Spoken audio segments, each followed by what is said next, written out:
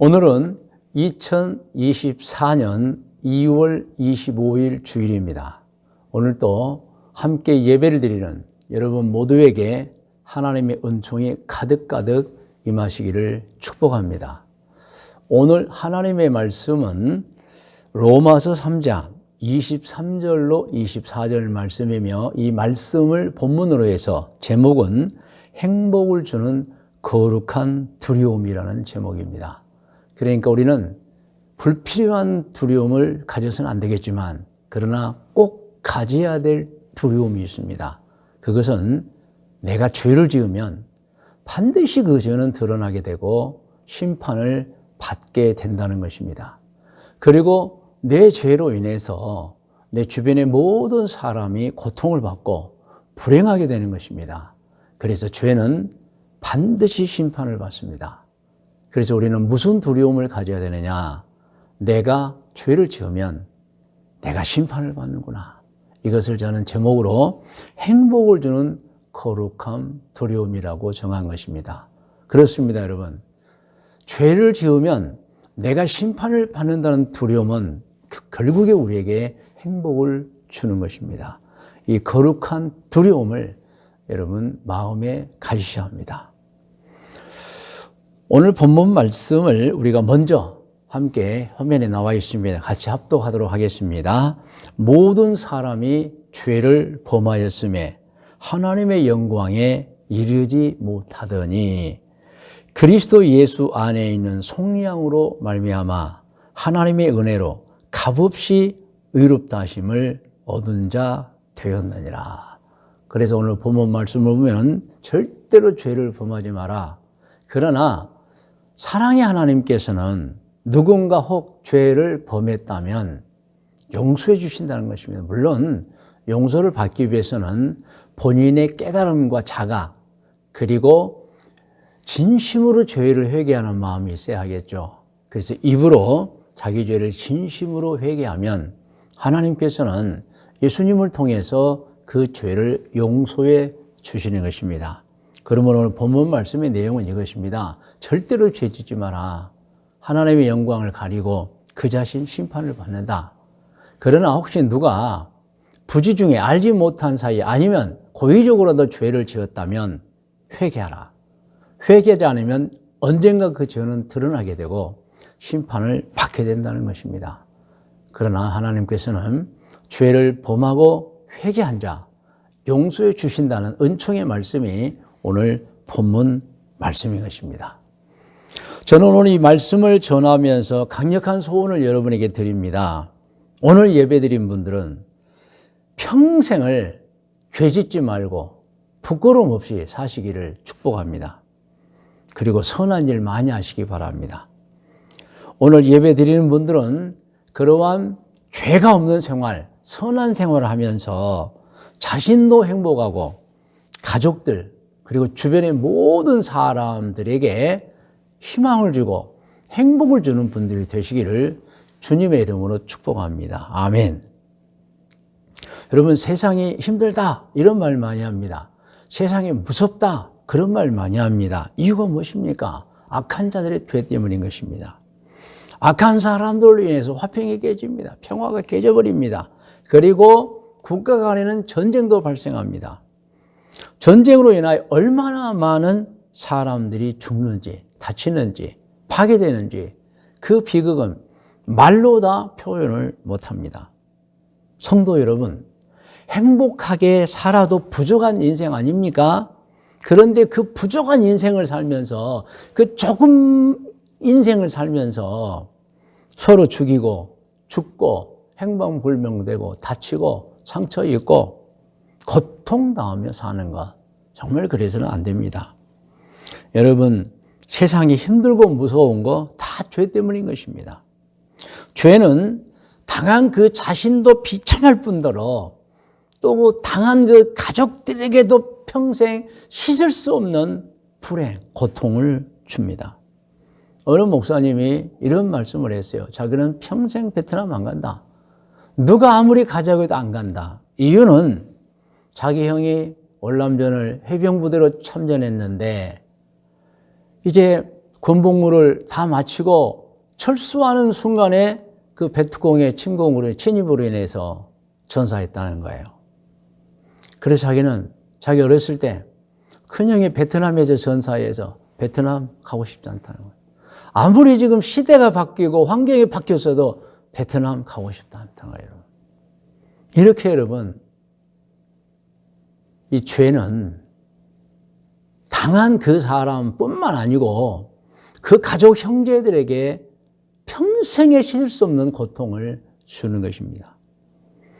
여러분, 죄로 인한 가정 불화로 또 얼마나 많은 사람들이 평생을 고통받으며 살고 있습니까? 또 부모님의 죄 때문에도 고통받는 자녀들 얼마든지 많습니다. 물론 자녀의 죄로 고통받는 부모님도 많으세요. 그러나 여러분, 부모님의 죄로, 특별히 그 아버지의 죄로 고통받은 분을 제가 보았습니다. 이분은 충청남도 출신인데 아버지가 막 바람을 너무 많이 피운 거예요. 그래가지고 같은 동네에 또 작은 댁을 얻어서 또 집을 주고 생활하게 만듭니다. 이분은 그 소생, 작은 부인의 이제 자녀예요. 아들이에요. 이분은 대학교도 번듯하게 나왔고 좋은 직장에 취직도 했어요. 그런데 어느 날 뇌가 고장 나버리는 거예요. 정신병에 걸리는 거예요. 이유가 뭐냐면 어려서 그 둘째 부인의 자식으로서 한 마을에 같이 살면서 그 당했던 그 비통함, 그 부끄러움, 그 비참함이 번듯하게 대학교도 나오고 좋은 직장까지 실력으로 취직했지만 결국에 그를 정신병자로 만들어버린 거예요. 그 상처가. 결국에 좋은 직장 퇴사하게 되고 정신병을 수없이 왔다 갔다 하면서 살고 있습니다. 여러분, 우리는 이 세상에 정신질환을 앓고 있는 분들 다수가 정말 죄인들 때문에 상처를 받아서 그 혹독한 정신질환을 앓고 있다는 것도 우리가 알아야 하는 것입니다. 다 죄 때문입니다. 오늘 본문 성경을 같이 한번 다시 읽겠습니다. 23절만 읽어요. 시작. 모든 사람이 죄를 범하였음에 하나님의 영광에 이르지 못하다니. 여러분, 하나님의 영광에만 이르지 못합니까? 여러분, 그 죄로 인해서 그 자신 심판받게 되는 것입니다. 죄인에게는 아무 일이 일어나지 않는 게 아닙니다. 반드시 일어납니다. 심판받습니다.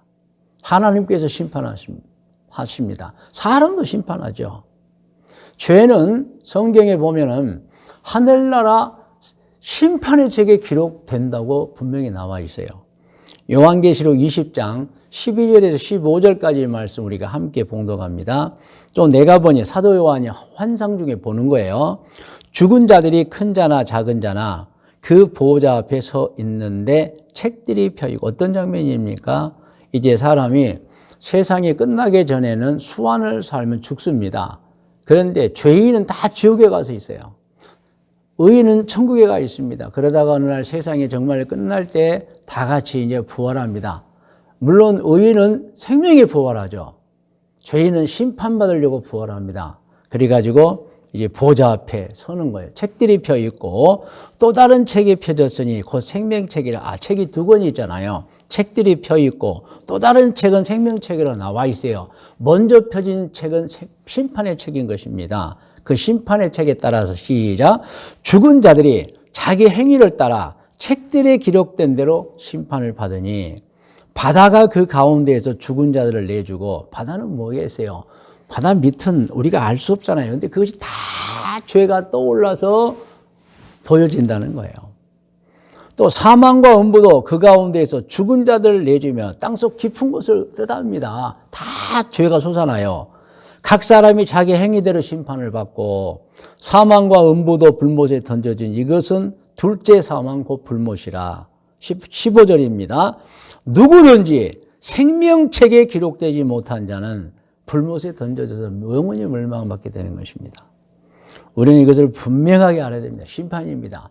그리고 또 분명하게 알아야 됩니다. 지은 죄는 절대 숨길 수 없고 심판받는다는 것입니다.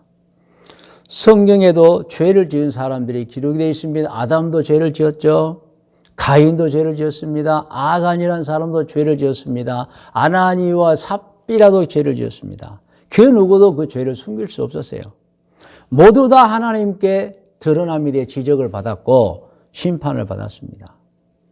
기억하셔야 됩니다. 죄인의 특징은 죄를 숨길 수가 없다는 거예요. 누구든지 자기가 지은 죄를 자기가 숨길 수가 없다는 것입니다. 어떤 사람은 숨기고 안전하다고 하는 분인데 절대 그렇지 않습니다.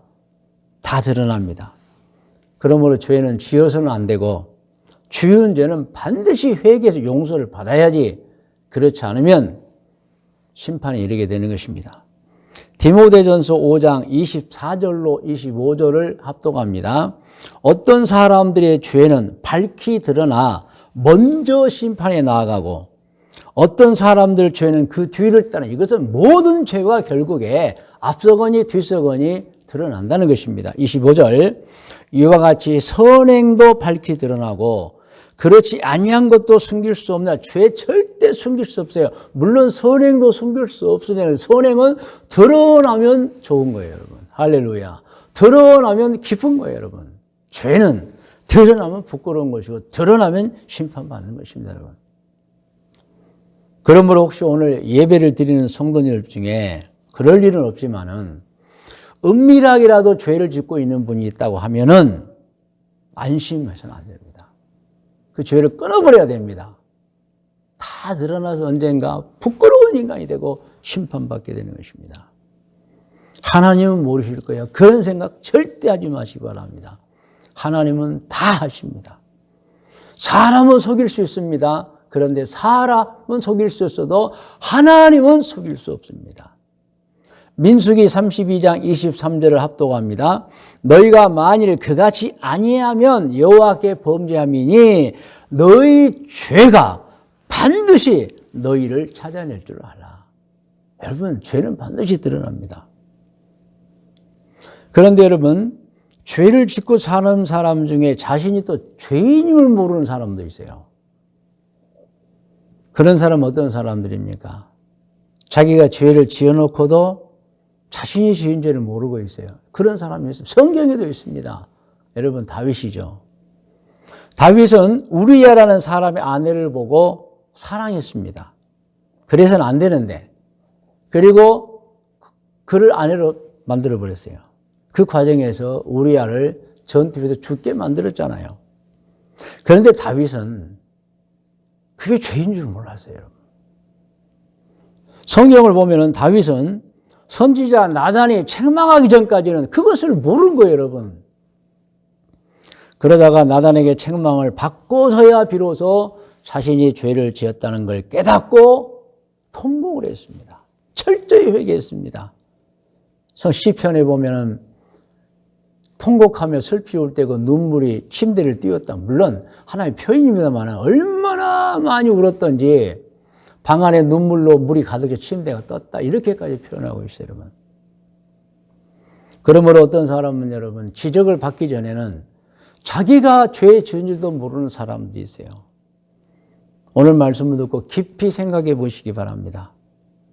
혹시 내가 죄를 범했는지 범하지 않았는지를 생각해 보셔야 됩니다. 그리고 아직도 내가 죄를 범해놓고도 회개하고 있지 않은지도 생각해 보셔야 됩니다. 그리고 회개해서 반드시 죄가 있다면 용서를 받아야 됩니다. 그렇지 않으면 심판을 받고 지옥에 떨어지고 모든 인생 70이요 강단하면 80, 평균입니다. 100세 넘어도 살 수 있어요. 그러나 그 인생이 다 헛수고가 되는 것입니다. 이제 말씀의 묵상과 적용 고면입니다. 저는 오늘 분명히 죄를 범하면 무서운 결과가 나타날 것이라고 말씀드렸습니다. 그러나 여러분, 우리가 내가 죄를 지으면 정말 엄청난 일이 내 앞에 기다리고 있구나. 심판이 기다리고 있구나. 이런 두려움을 가져야 된다고 말씀을 드린 것입니다. 저는 이것을 오늘 제목으로 삼아서 행복을 주는 거룩한 두려움이라고 했습니다. 여러분, 꼭 아셔야 됩니다. 죄를 지으면 반드시 그 죄 때문에 자기가 심판을 받습니다. 그러므로 여러분, 우리는 불필요한 두려움 물론 가져서 안 된다고 제가 말씀드렸죠. 그러나 두려움은 가져야 된다. 죄를 지으면 내 인생이 헛수고 내 인생이 심판받는 난 두려움을 가져야 됩니다. 그 두려움이 행복을 주는 거룩한 두려움이라는 것입니다. 여러분, 그런데 살다 보면 죄가 없을 수는 없을 것입니다. 오늘 본문 말씀은 살다 보면 죄가 없을 수 없는 사람들에게 희망을 주고 있습니다. 오늘 본문 말씀은 화면에 나옵니다. 오늘 로마서 한번 3장 23절부터 24절을 같이 읽겠습니다. 모든 사람이 죄를 범하였음에 하나님의 영광에 이르지 못하더니 24절입니다. 그리스도 예수 안에는 속량으로 말미암아 하나님의 은혜로 값없이 의롭다 하심을 얻은 자 되었느니라. 24절은 무슨 말씀입니까? 어떤 죄인이라도 그가 그 죄를 깨닫고 진심으로 회개하면 예수님 때문에 용서를 받아서 죄가 사라져버리는, 지워져버리는 용서받은 사람이 된다는 것입니다. 그러므로 누군가는 오늘 이 말씀을 듣고 깨달아야 됩니다. 아직도 혹시 죄를 범하고 있는 사람이 있다면, 아니 죄를 범해놓고 잊어버린 사람이 있다면, 아직 회개하지 못한 사람이 있다면 진심으로 여러분 회개 시간을 가져서 하나님께 용서를 받아야 합니다. 그리고 다시는 죄를 짓지 않아야 합니다. 이것이 신앙인의 생활인 것입니다. 할렐루야. 요한복음 8장 10절로 11절 말씀을 합독하겠습니다. 예수께서 일어나사 여자 외에 아무도 없는 것을 보시고 이르시되 여자여 너를 고발하던 그들이 어디 있느냐? 너를 정죄한 자가 없느냐? 대답하되 주여 없나이다. 여자가 대답했지요. 시작. 예수께서 이르시되 나도 너를 정죄하지 아니하노니 가서 다시는 죄를 범하지 말라 하시니라. 할렐루야. 여러분, 하나님의 사랑, 예수 그리스도의 사랑입니다. 물론 죄를 지어서는 안 됩니다. 그런데 혹시 죄를 지었다면 반드시 진심으로 회개해서 용서를 받으시기 바랍니다. 그러면 용서받은 죄는 하늘나라 심판의 책에서 그 죄가 사라져버리는 거예요. 하나님의 은총입니다. 할렐루야. 이제 오늘 말씀의 묵상과 적용 권면 가운데서 권면을 드립니다. 여러분 살면서 사는 동안 절대 죄 짓지 마시고 혹시 부득이 죄를 지었다면 빨리 회개해서 하나님께 용서받으라고 권면합니다. 할렐루야. 여러분 절대 죄 짓지 마시고 그러나 부득이 죄를 지었다면 회개해서 용서받으시기를 권면합니다. 할렐루야. 이제 여러분 다 머리를 숙이시 바랍니다.